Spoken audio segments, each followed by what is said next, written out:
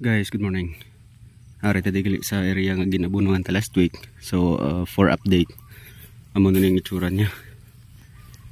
So na timing kita sa ulan-ulan after kita nga nagabuno. So very good kay timing. Nakaon dayon sang tubo ang abuno ta. Kag makita naton majority subong sa ila may buko na gid.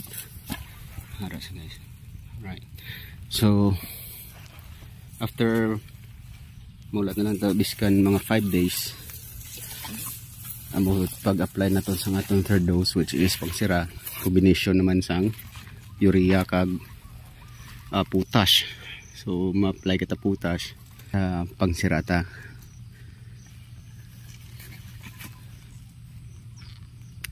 Urea potash, tapos medyo damol-damolon ta na subong kay pang last naman lang.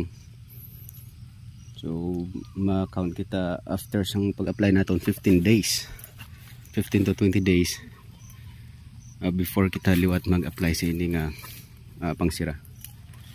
So very good. Perfect timing ta sa pag-abuno. Amo gina siya galing area nga gin-area naton sang pre-emergent herbicide. So until sa amo nga tsimpo ano kabuko na siya, kita ta recommended gid para sa aton ang paggamit sang pre-emergent herbicide kay wala gid yan naka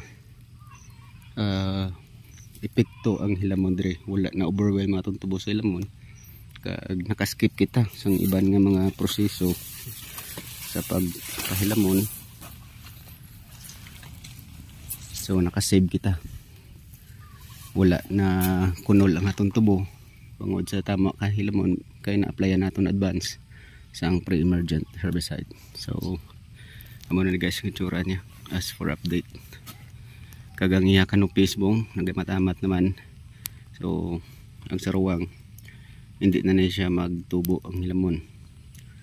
Ang aton na lang last nga pag-arado is buka after sang sandig nga after abuno, tapos sandig mga pila ka adlaw bukaon ta siya pang last nga agi sang arado.